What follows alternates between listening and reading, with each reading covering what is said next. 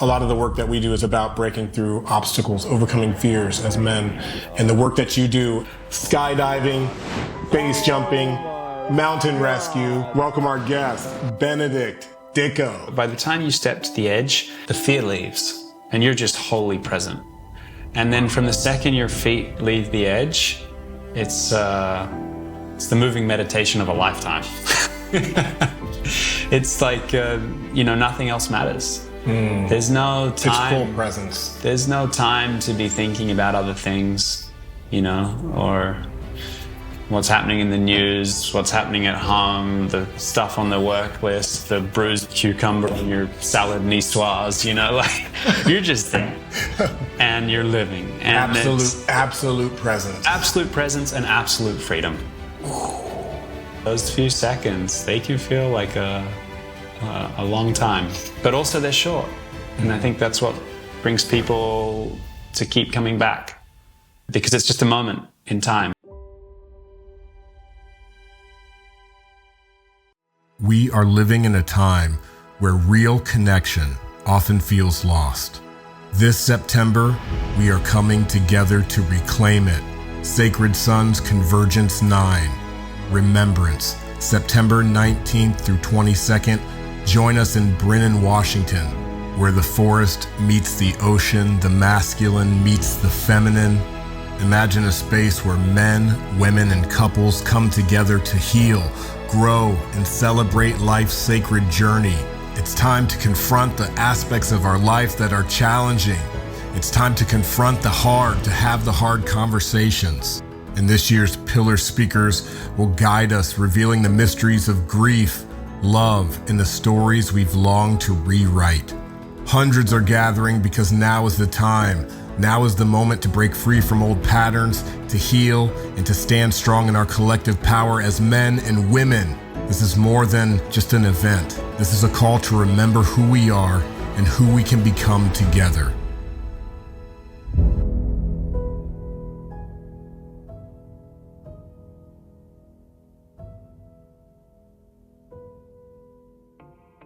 Peace and blessings. Adam Jackson here with another episode of the Sacred Sons podcast. My brothers and sisters, today we're going to talk about fear. We're going to talk about life and death. And we're going to talk about overcoming obstacles, breaking through barriers with our guest, Ben Dicko. My bro, you're my house. How you doing, man? I'm here, San Diego. You're here. We were just in BC, Canada together for Sacred Sons EMX. And how was your experience of EMX? Just like in a couple words. Yeah, it was profound. It was, I was really impressed. It was a pretty epic group of brothers that came together. Yeah. And I think connection in a place like Gambia. What a space. Honestly, I was a happy chappy leaving there. With the redwoods, with the cedars, with the Canadian brothers. That's right. With the hey! Canada, hey! And you and I were introduced by our good brother, Owen. Yeah. And stoked that he brought us together because a lot of the work that we do is about breaking through obstacles, overcoming fears as men.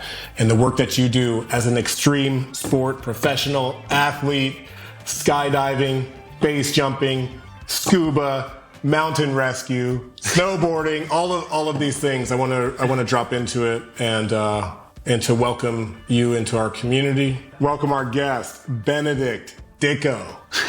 You. What I'm present to with you is I've never met someone who has successfully faced and overcome death over 6,000 times. Is that accurate? Yeah. I heard that number thrown around, and that means you have successfully tandem jumped or base jumped 6,000 times? Yeah, somewhere in that realm. I've got about 8,000 skydives and 2,300 base jumps. Yeah. So spent a fair bit of time under a parachute. Yeah. And taken around 5,000 people for tandem skydives. And some tandem base jumps and some tandem paragliding too. Yeah. So it's such a beautiful thing to be able to share the gift of human flight with others and help them in their journey to overcoming fear. Yeah, and you told me that like when these people leave these experiences, oftentimes you are a significant person or figure in their life. Yeah, I had someone summed it up pretty well when they landed, and they're like, "I know you probably won't remember me, but I'll remember your face for the rest of my life." And I was like, "Yeah, no." And why do you think that is? Why is it so memorable? What is it about the act of jumping off of a cliff, jumping out of a plane, overcoming fear that evokes actually so much life force in someone? I think that for a lot of people, they're feeling trapped or they're operating from a place of fear. And so when they make a conscious decision to step forth and, you know, in this case, undertake, say, a tandem skydive, they're taking some control and they're facing their fear head on. And for them, it's super empowering. Once they break through that barrier, then they start to feel that they could maybe take that energy forward in other areas in their life. And so they leave super empowered and inspired. But I think also there's a lot of trust in that journey. And, you know, you are quite close and quite intimate, and you're leaning on someone else to guide you and navigate you through this experience. And so for a lot of people, trusting a total stranger is something else that they're not super accustomed to in today's modern world. And so it's a gift to be there and to be able to facilitate something like that for people. And so how have you come to trust yourself? How have you come to trust yourself with over 5,000 lives, that you got them? And not only the tandems, but I've seen you wingsuit it past the pyramids. We were just watching a video, which I'm very impressed by. You know, you showed me some other, you know, base jumps that just look absolutely impossible. How have you cultivated self-trust in order to do these things? Yeah, I mean, I think it's a presence. It's a process, where, you know, it's like when you start driving a car the first day and your mum's in the seat and you've got your learner plates on and you're freaking out, you know, and you're like, that light post's really close. And she's like, you're good. But, you know, fast forward 5 or 6 years and it's like, you're driving, one hand on the wheel, you're drinking, you know, you're on a telephone call, you're looking at... Yeah. Making plans. So, yeah, that's right. You're texting, you're driving with a knee. And I think in some ways it's just like a process of exposing yourself, you know, slowly building up your skill set, seeking knowledge from others. And for me, I came with a vast array of prior experience that really helped me transfer a lot of skills to air sports. So, you know, I grew up sailing. It was one of my happy places. So I had a really good understanding of wind, rope work, navigation. And I saw you coming out of Gambier. You said, like, anytime I'm on the water, I'm smiling. Yeah. So that goes back to that happy place. That's right. Yeah. That's, you know, for me, growing up in Sydney, Australia, I was in the city and there's sort of the chaos of the world. But as soon as you put on like a dive mask and you put your head below the ocean, you're back in nature. And for me, that's always been a happy place. So you did sailing. You also did mountain rescue. Yeah. From about 17, 18 till 25, I spent a lot of my time living in Canada. I worked ski patrol, mountain rescue as an avalanche technician. And I learned a lot. You know, you're operating, it's a high pressure environment. You got to make quick decision making. People's lives depend on you. And just, I think a lifetime spent in the mountains really helps you with balance, with sort of athleticism, with strength, with understanding mountain weather, and you know, being confident in yourself, being able to navigate around and navigate in the mountains, and is a big part of base jumping and skydiving, and understanding what the wind's doing. So for me, Let me go into that. Yeah. Navigating the mountains, navigating the elements is a part of like your overall perspective that you're holding for something like a base jump. For sure. Yeah. And that extends to all parts of life. It's like if you can't swim and you're trying to do a wingsuit base jump that opens over water and the landing area is next to a lake, what's that going to do for you? That's going to add another layer of fear, because there's this whole area that you're not comfortable navigating, landing in the water. How am I going to do that? I can't swim. You're going to be reliant on other people. And so for me, it's like I've always tried to identify my weaknesses and then, work on those strategically, I guess. But also, for me, I find a lot of joy in adventure and in challenge, finding things that challenge me and in growth. Yeah. And so it's almost been like a place of play that's let me get to where I am now.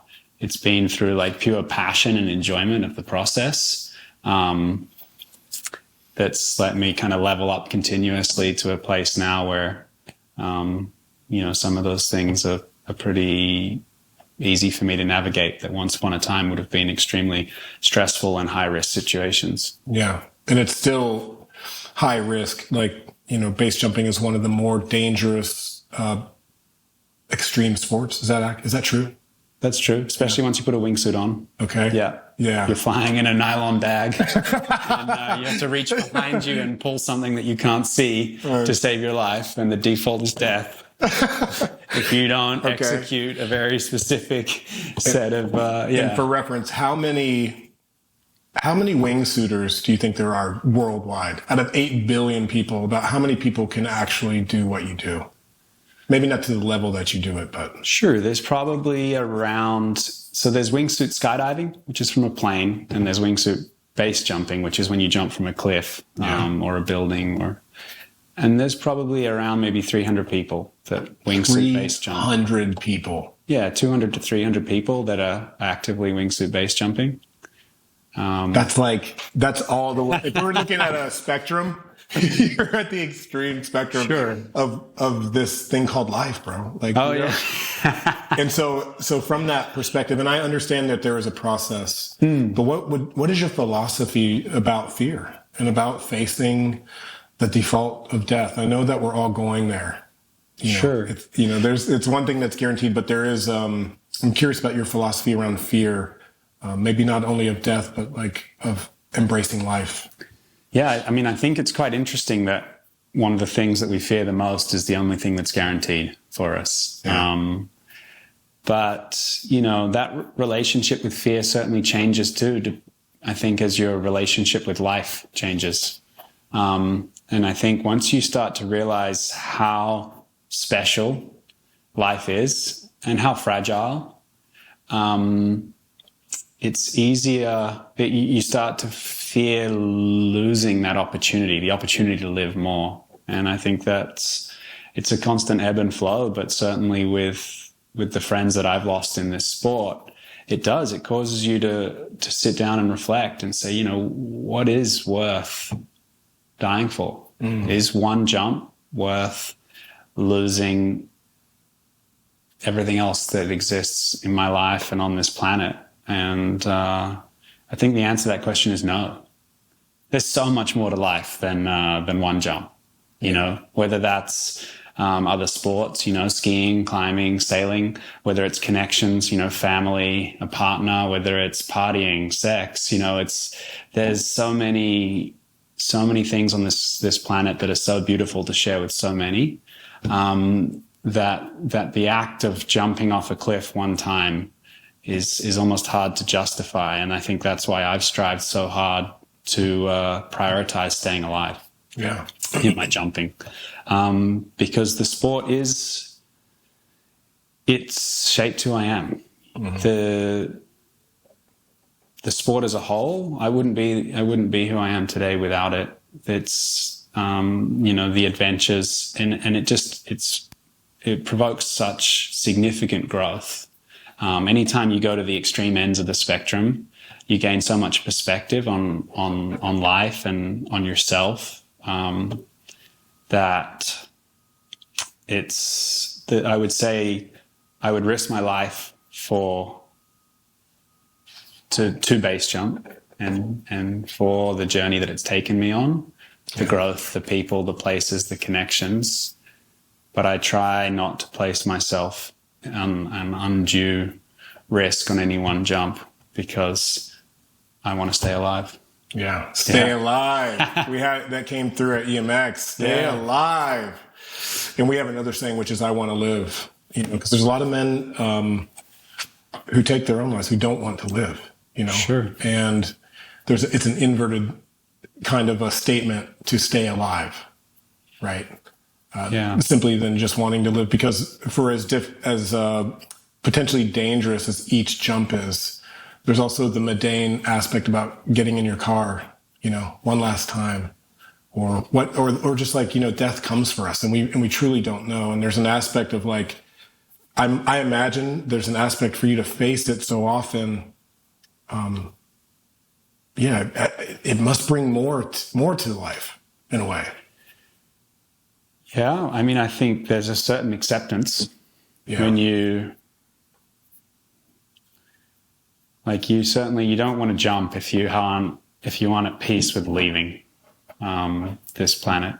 If there's conversations or words left unsaid, or you walked out the door and you didn't, you left a relationship in a bad place, maybe today's not the time to jump, and maybe it's addressed those things and those people that are important in your life. But have you had an experience that you got to the edge of a cliff, edge of a building, and you just said, not today? Like, actually, I'm going to take the elevator this time. Or, I have. Yeah. And sometimes that's a really challenging decision to make, because sometimes you're not feeling it, but your mind's telling you you're here, or the camera's rolling, or there's other people jumping. And I think it's a good exercise in learning to listen to in here. Yes. I mean, that's great awareness to have, to be able to trust yourself and to trust your own knowingness in that moment. There's so much risk that I think it's interesting to watch the development that comes with age, with time on the planet, because a 20-year-old jumper will look at something very different than a 30-year-old, or the 30-year-old version of them will look at it. And there's a lot more of a roll the dice mentality from at least from what I've witnessed in others and in myself in that journey. I was willing to jump and kind of find out how it went, at 20, and at 30, I'm not. I need to be able to visualize the jump almost in full. Wow. And see how I'm going to perform. And then also I like to highlight, the high risk areas, or the places where that things may have potential to not go exactly as I visualize them. And then I like to be able to visualize my strategy to get out of those. And I think that's something that comes with time on the planet.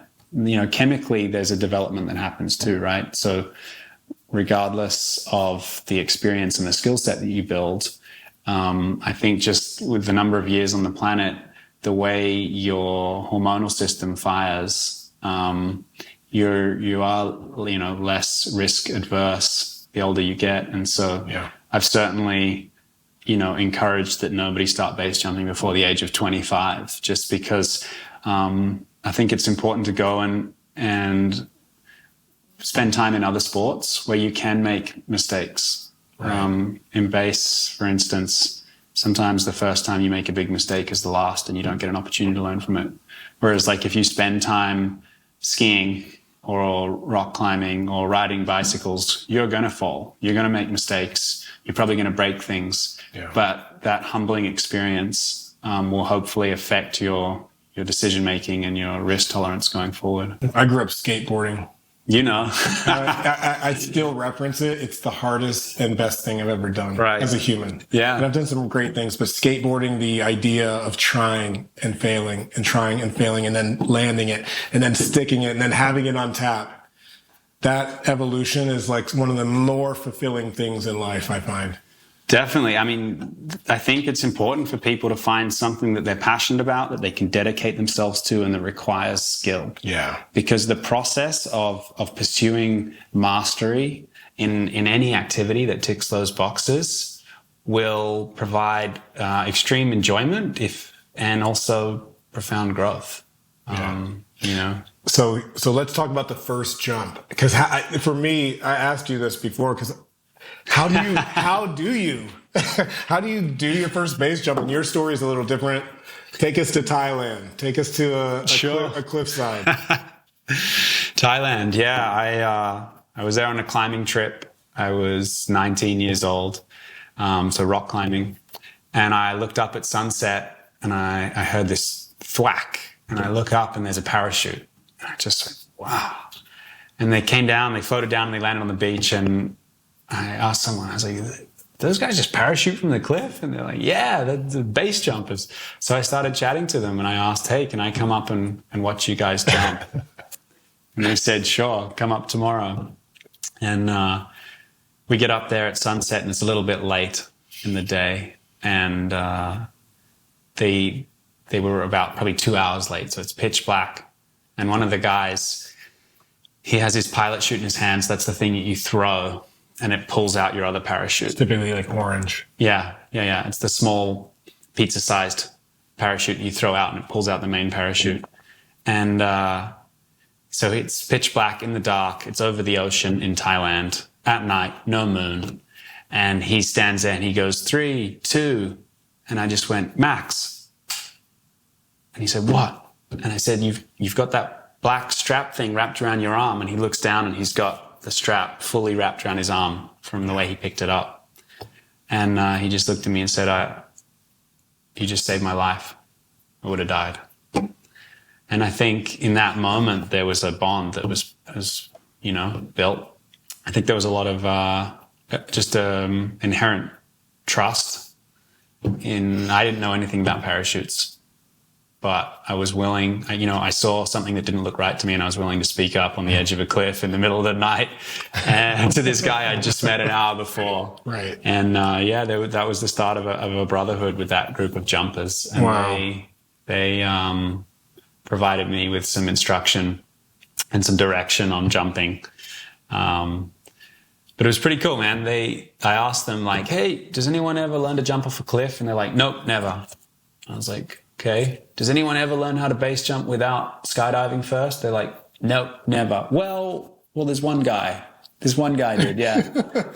There's one guy who did. A few days later, I was like, hey, do you guys think I could do a jump off this cliff? And they're like, no way. Well, maybe. And they kind of pondered it for a bit, and they're like, look, it's not typical, but, you kite surf, you paraglide, so you can fly canopies. I mean, sure, I guess you could do a jump. This is the 19-year-old rolling those dice, baby. I don't know. It wasn't full rolling the dice, Yeah. Because you felt supported by them. Yeah, I watched them pack the parachute, and I'd never packed a parachute, but I understood, okay, symmetry. I asked questions. For me, I always ask questions if I don't understand something. And I was like, wow, that looks awesome. And the only real question I had was, so what happens if this parachute opens facing the cliff, right? And they're like, well, you have to turn it instantly. I'm like, okay, how do we do that?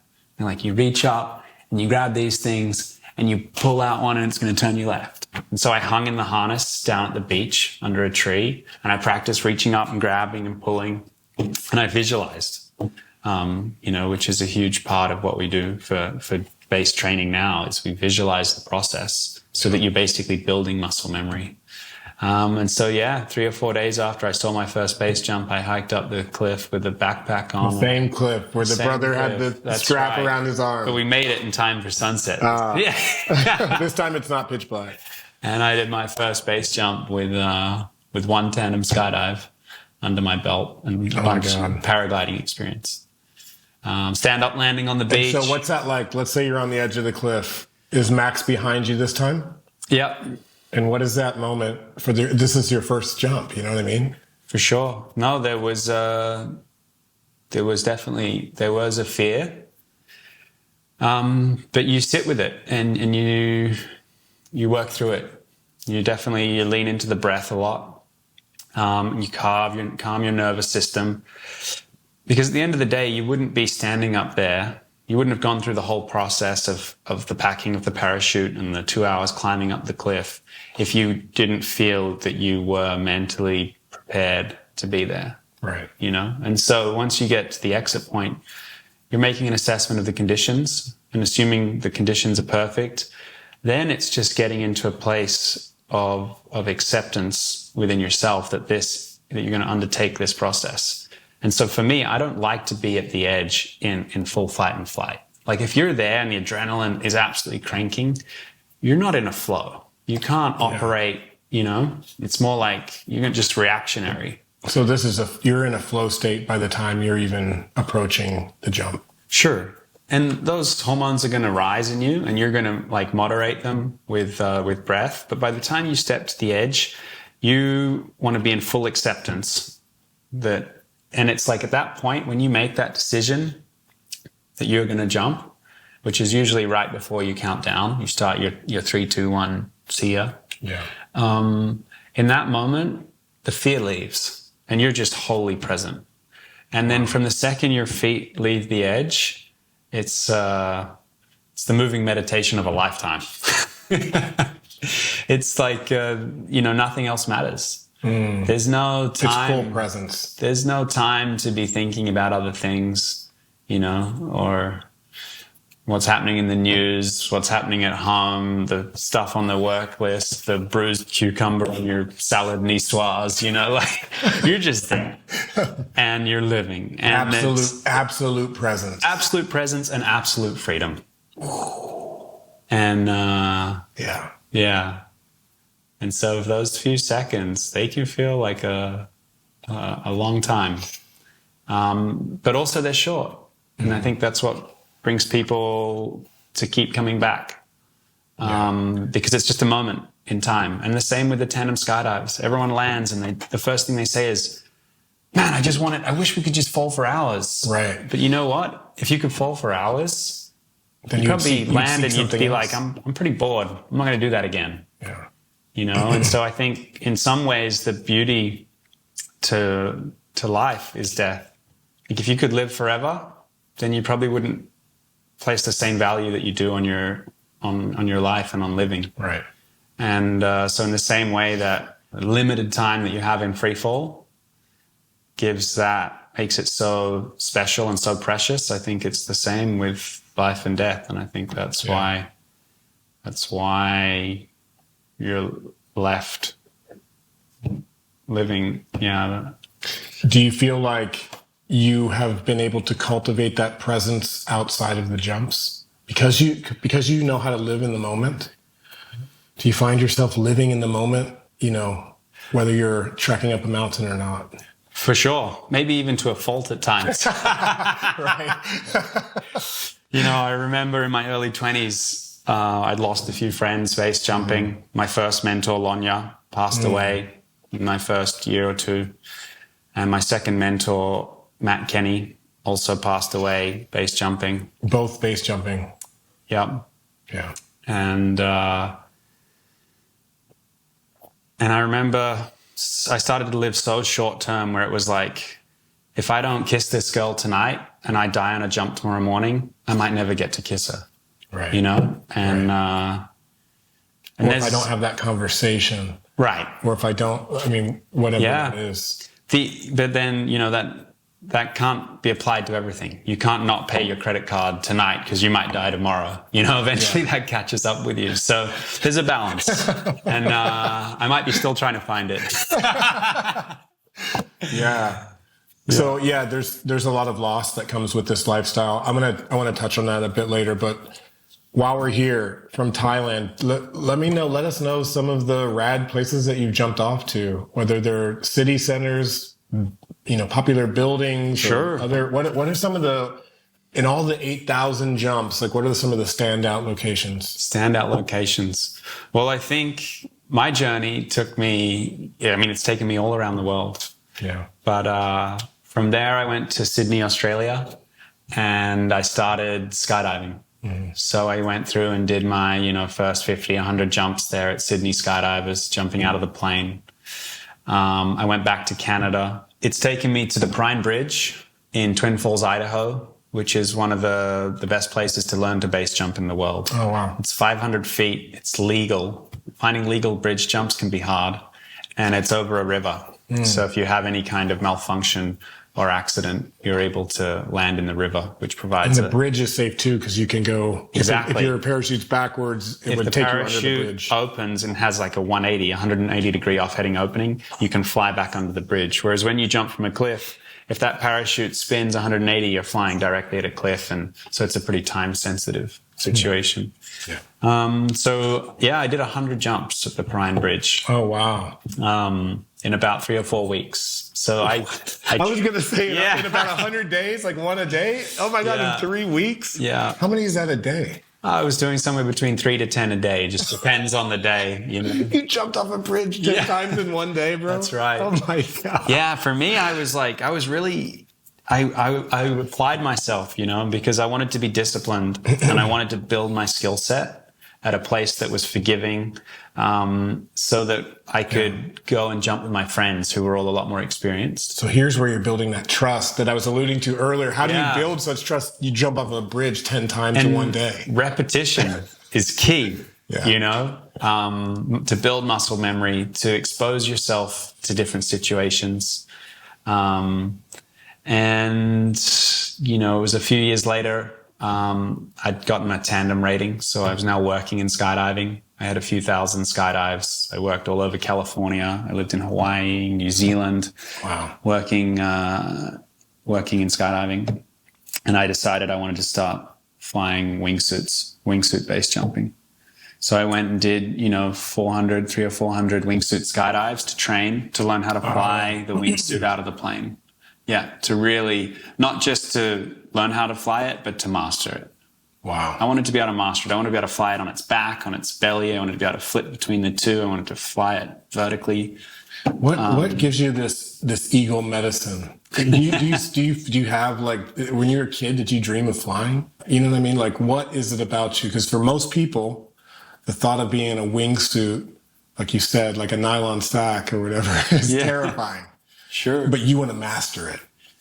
Yeah. I mean, I think I always had an innate sense of adventure. Yeah. Like, I remember the first day I drove up into a ski town, I looked up at the ridge and the first thing that I picture is like, I wonder what's over the back of that ridge. I want to see what it looks like from up there. When you get up there and you see the next valley, to me, the first thing I think is like, okay, what's on the back of that next mountain? And that's where a lot of my motivation has come for exploration of these sports, has been like, okay, base jumping, that's cool. Can I do that? Okay, yes. Okay, flying off cliffs in a tracking suit. Okay, skydiving, tandem, taking people. Like, I think I get really motivated by a challenge and the process of learning a new skill set. But human flight is different. Yeah. For sure. There's a certain element of peacefulness that comes, and perspective.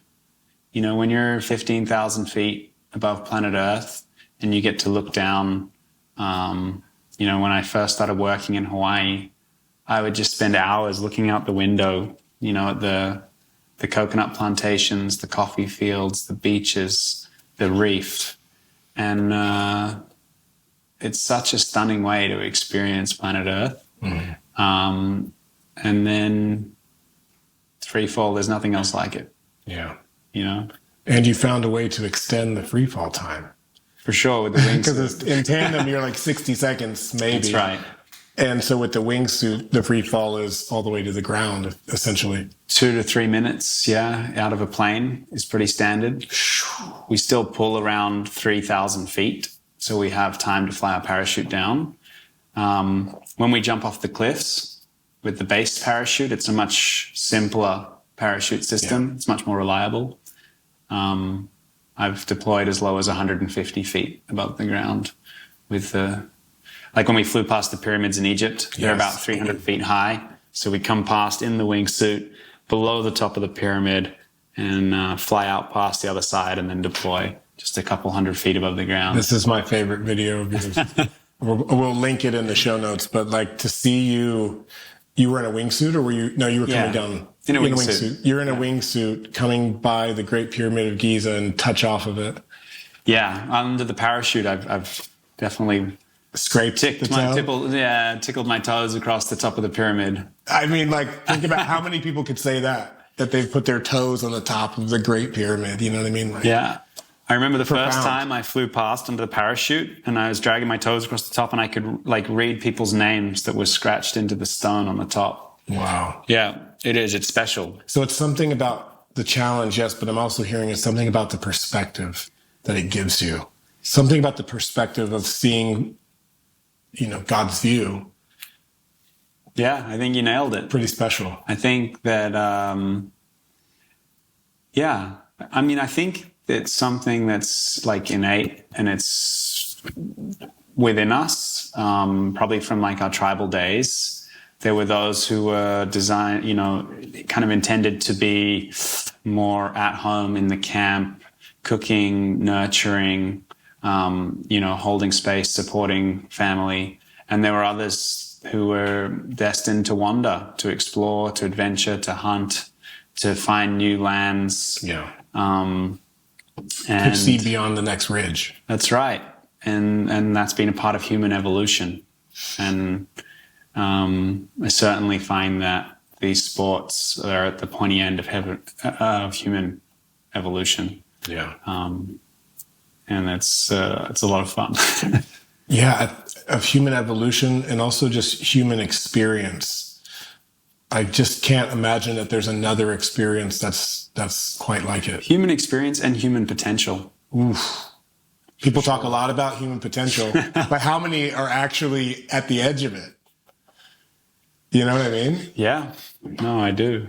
And it's been cool to be, jumping now for 10, 12 years and see the evolution of the sport. Because when I got into it, it was still, you had to find a mentor.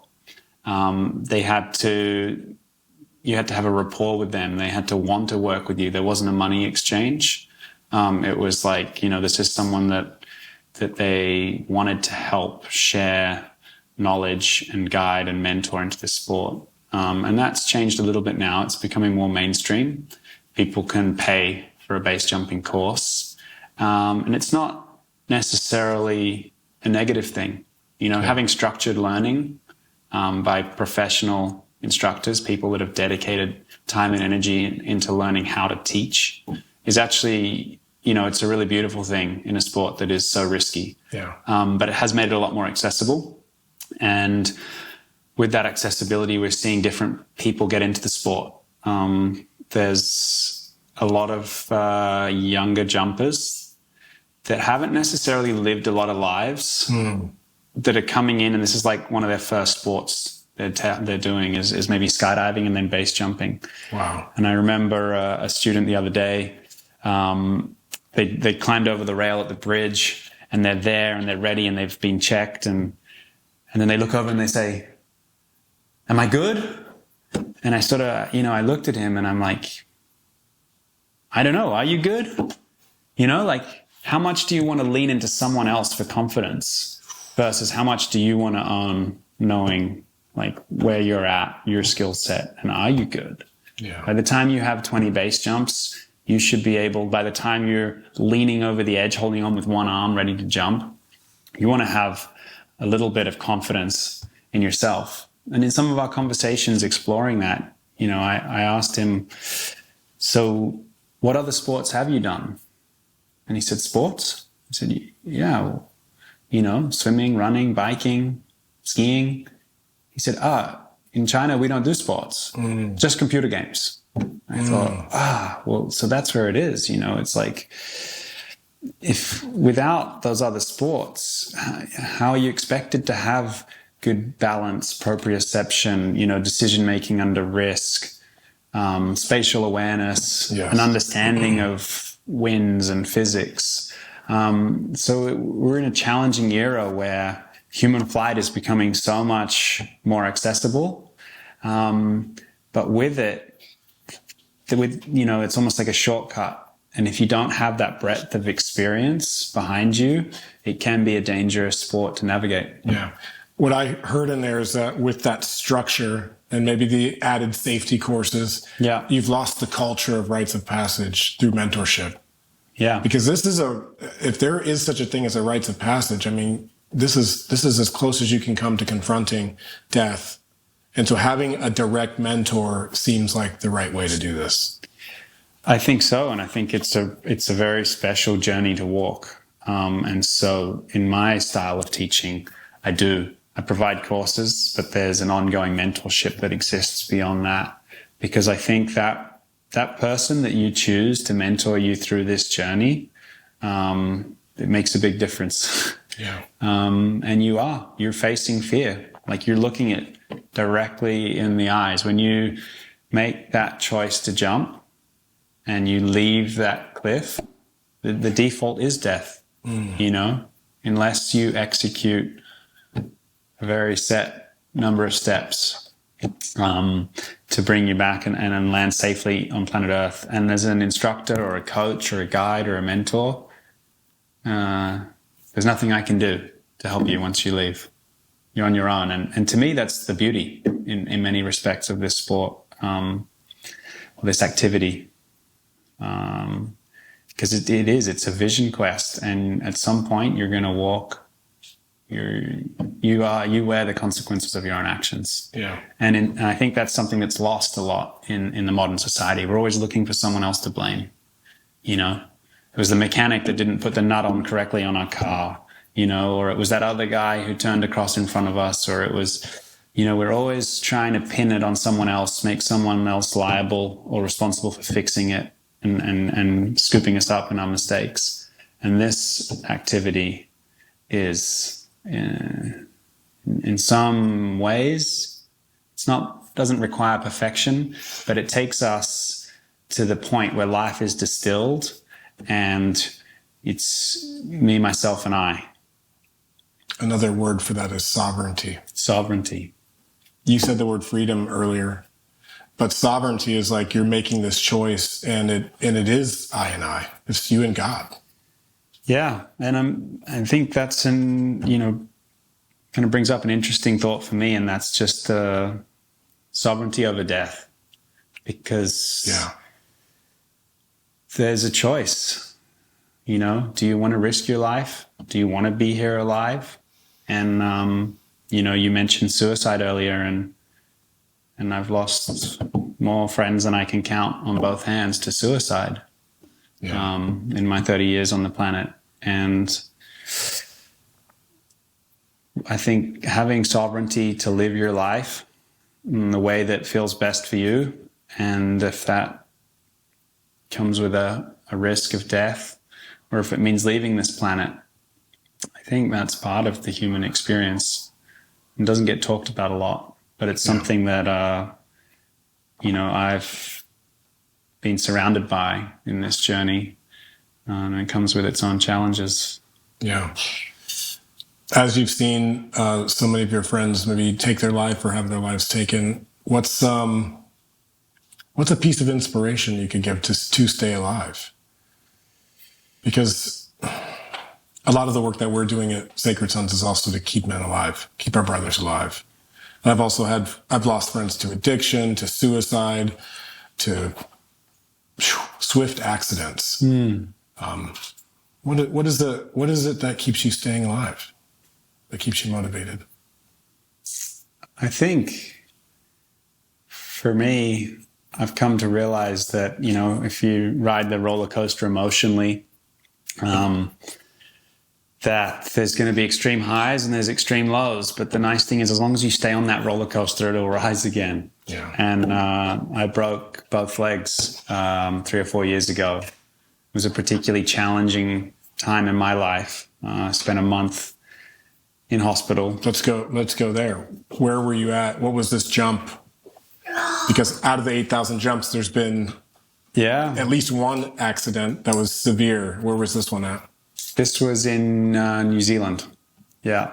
And I was out flying with my buddy. I was camera flying on him. So I was flying behind him, the two of us, flying small wings and doing like spirals down through a gully.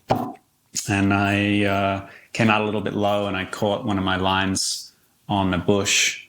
And that process pulled my wing to the right.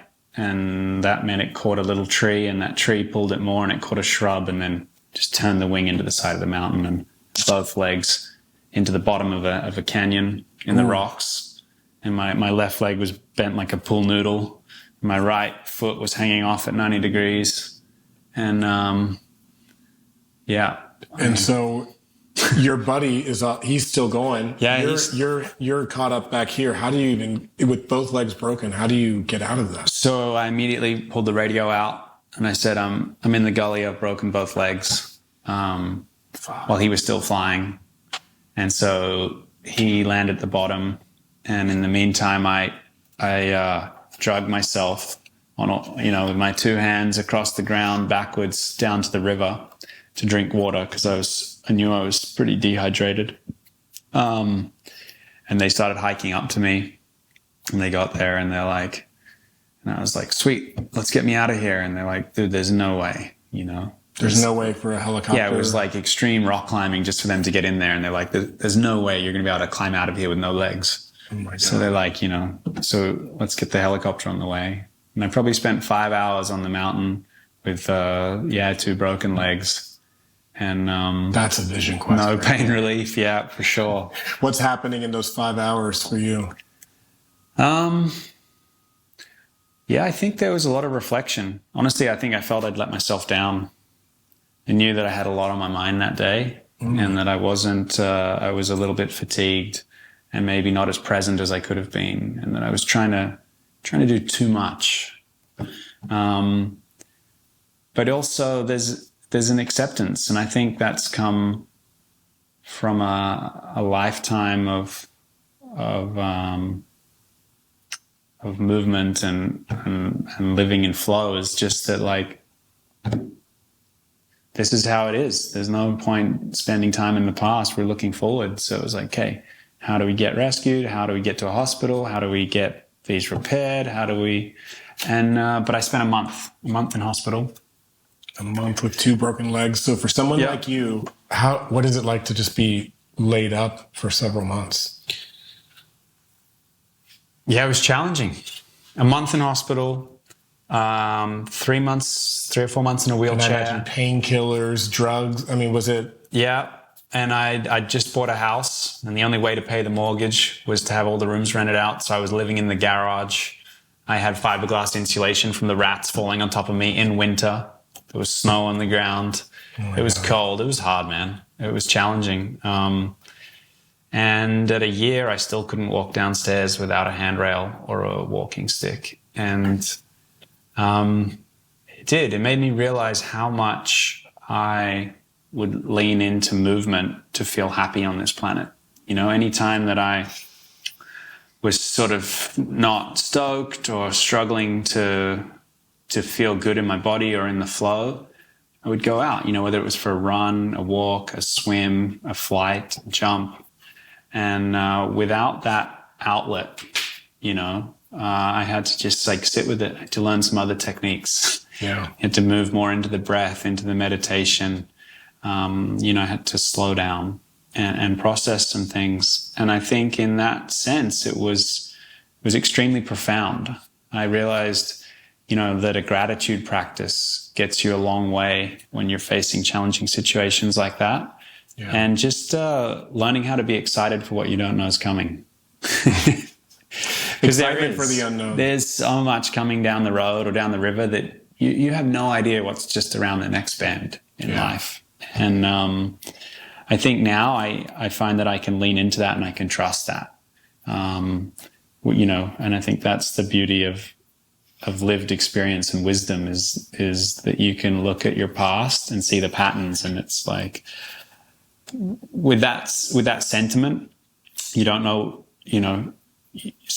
be excited for what you don't know is coming.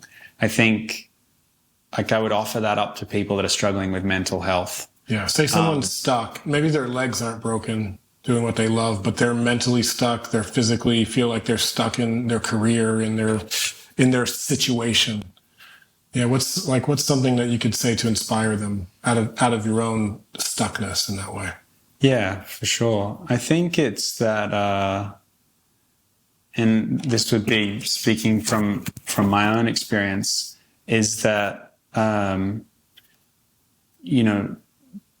changing something, and there's a difference between escape and an expansion. But for me, through my 20s, if things weren't feeling good, I would change something. I would change the people, the place, or the activity. And in essence, that would provide me with an opportunity for an injection of new and exciting things that would keep me stimulated and engaged and growing. Yeah. And for me, that was, someone asked me, are you escaping? And I said, no, I'm just living. Yeah. Now, when I reflect, I understand that, a part of that was because I didn't know how to sit in stillness and find happiness. I think one of the things that I really learned to appreciate over my 12 years of nomadic traveling and living and working around the planet is the importance of community, of having something bigger than yourself, something outside of yourself to put time and energy into. Yeah. And it could be one relationship. It could be one important person in your life. It could be a group. It could be your close family. It could be your chosen family. For me, living abroad in, countries apart from my family, that became my brother and sisterhood, in the ski towns, my colleagues. And I think that it's become probably the common thread amongst all of the lived experiences has been the people. And at the end of the day, I think that's what base jumping is now for me in many ways. These extreme sports have been a place for me to step into flow, and to learn and grow. And now I find that really they're just a catalyst for spending time out in nature with good people, for connection. It's for the relationships. Yeah. It's almost like everything we do it comes circle. Back to the relationships. Yeah. And then even in this case, your relationship with self and others. Because what I'm hearing in the stories of the jumps is like it's such an in-depth relationship with self. It is. That a lot of people don't go to those edges of themselves or the edges of their own fear or discomfort. So you cultivate this deep relationship within, and I imagine that your relationships with others, even if it's that girl on that one night, I imagine that that's a deep relationship because of the way that how you relate to yourself. It is, and I've seen it, evolve many times where I meet someone and we share a hike to a jump, 2 or 3 hours hiking up the side of a mountain. But the conversations that we'll have and the depth to that connection that will exist after just, sharing 3 or 4 hours in the mountains, that friendship may almost be stronger than somebody that I spent 6 years at school with. Yes. And that's just because of the presence and the connection to self that exists between those two individuals, that it's like when you show up and you share in an activity that demands so much presence, and vulnerability, but also there's no space to be something you're not there. Because whilst it is an individual sport, you're a team. The two of you on a jump together are going to share aspects of decision making, of object assessment. Certainly, if you're flying together in formation, now you're working together as a team, and there's trust. And if one person makes a mistake, it could be fatal for both of you. Yeah. And so that flow requires you to be real. And I think that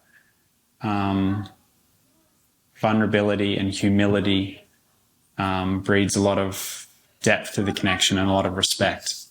Yeah. And it's beautiful.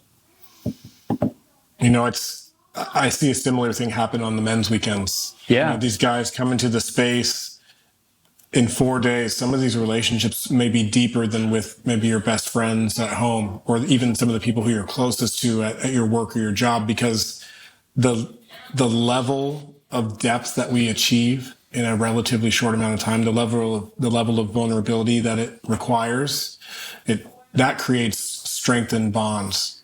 I think that level of vulnerability builds trust. Builds trust, yeah. You know, because when people like let down their guard and they take away the false pretenses and the images that they put up that they need to be something in society, and you just boil it down to like, okay, the raw and the real. And when people feel they can share their emotions and when people can communicate with transparency, that's where trust is really built. And I think trust is the fundamental, is the foundation for connection. This is the ultimate trust fall. That's what I just realized. So we were talking about community earlier, and kind of like village and tribe, and how in the Western world we've lost a sense for that. Yeah, there's 8 billion individuals on this planet. Sometimes it feels like that we're separate. And there's also a calling, and I'm calling this forward. Like, how do we bring the gold home? Sure. Because I imagine, I've asked you this multiple times in different ways, like, what does your mom think? Because I don't know, I'm a parent. Yeah. So I'm just thinking, if Holland's jumping off of cliffs, man, even though I'm not there, my mind is just like, as a parent, is just like, what's happening? And so, yes, you have a chosen family in this community that's built out of the base jumping and skydiving village. But how do you bring the gold home? What are the ways that it gets to show up as you're the prodigal son? You have gone off to quest and to search. Have you been able to bring some gold home? I think it happens in 2 ways. And I think one is just by being the best version of yourself that you can be, and that whether you realize it or not, you become, influential in other people's lives, or a role model, or just someone that they can trust and respect. And that in essence, is paying homage to like, you're being the best version of yourself. The other is with intention. And that is, making a conscious choice to share knowledge and wisdom, ideally when it's asked for. But I do. And that's the reason that I enjoy coaching and guiding and mentoring, because it's such a gift to be there and to be able to help others on their journey towards growth.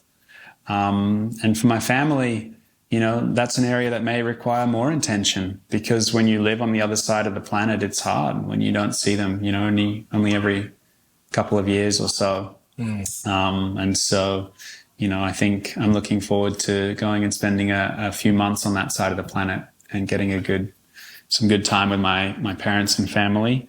But, like my mom shared once, I bought a car in Cairns, which is about a 36-hour drive from Sydney. So I'd just come back to Australia, bought the car. She asked me what I was doing, and I said, I'm going to fly up to Cairns, pick up the car, and drive 36 hours back. She's like, oh, I could come. And so it was cool. We hadn't seen each other for a couple of years, and all of a sudden we spent 36 hours. 36 hours. In the car. Did the car have AC? No AC. In outback Australia.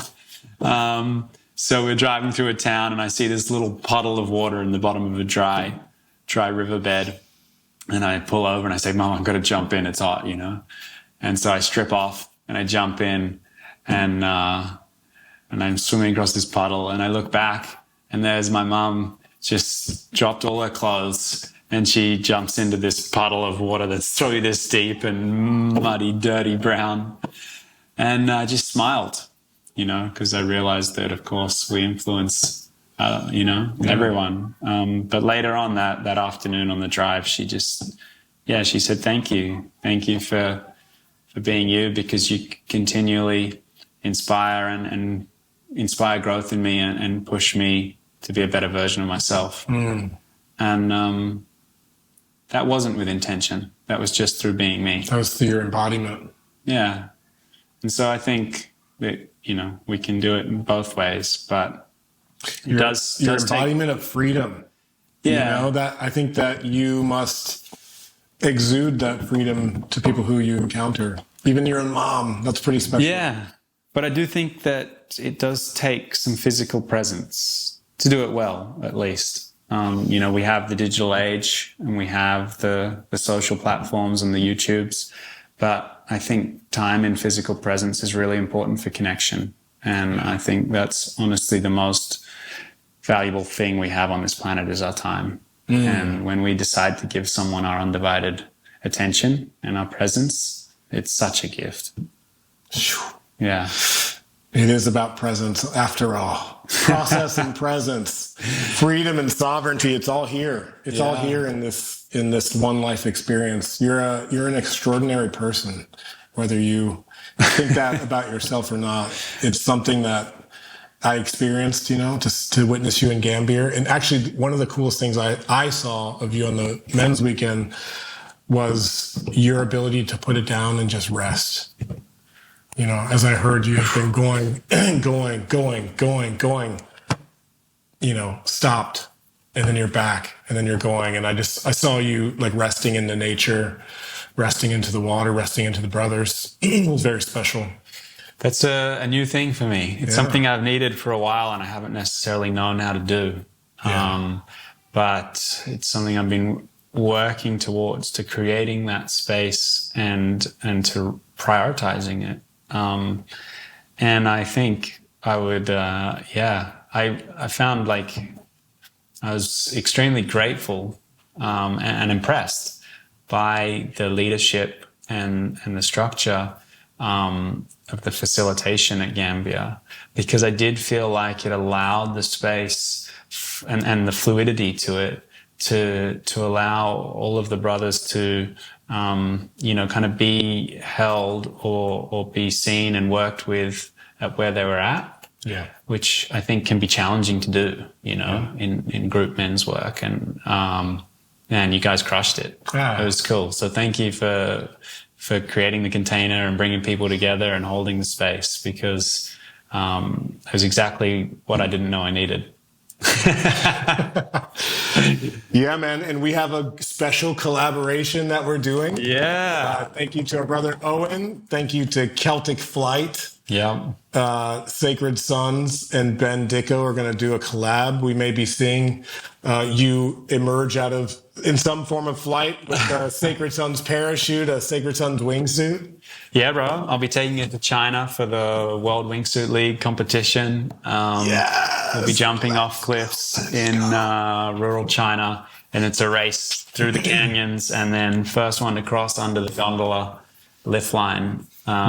So that'll be the inaugural Sacred Sons suit, and hopefully we'll be able to bring it to some of the events and maybe share a little bit more of the experience of flight with some of the brothers and sisters around the world through some collaborations on some maybe adventure projects or some tandem skydiving and base jumping. Yes. I'll say here, Sacred Sons is about strengthening men's mental, physical, and spiritual health. Yeah. What that requires is a lot of courage. It requires a willingness to step in. And then there's that moment of breakthrough. And so that's like, that's something where I feel like our work coincides. You know, we're at that intersection of the breakthrough, no matter where one is at. And so, I could imagine, and we have some of our experiences like kicking off with a skydive. Yeah. What a better way to like start an initiation or rites of passage weekend. Yeah. That'd be a hell of a way to drop into a space, huh? Yeah. I want to wrap up. I want to acknowledge like some of the brothers and sisters and friends that have been lost along the way. You know, I know a couple of names that were dropped and, you know, we got to do that. But is there anyone you would want to just like acknowledge as we wrap up this conversation here? Your first podcast? Sure. Yeah.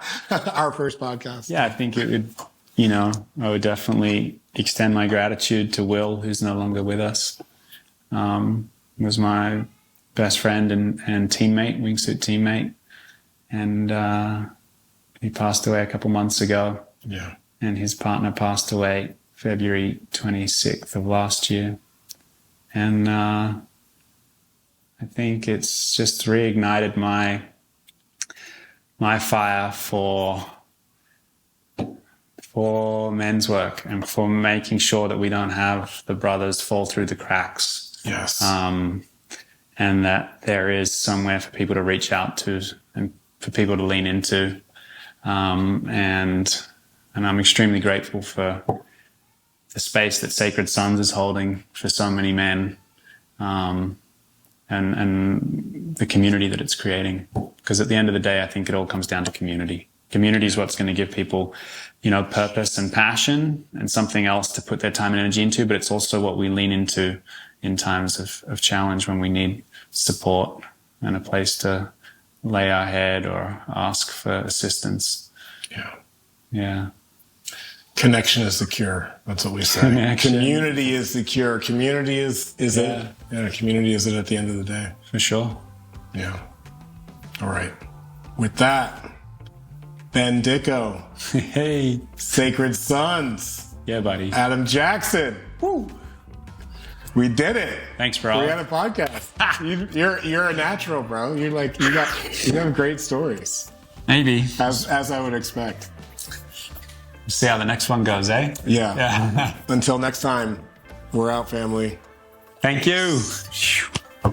Thank you.